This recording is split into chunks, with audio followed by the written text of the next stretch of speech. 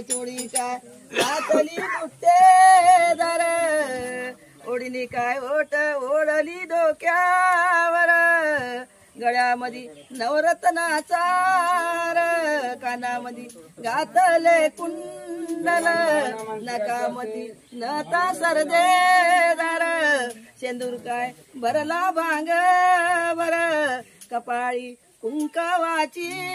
core चुडा काय घातला हिरवा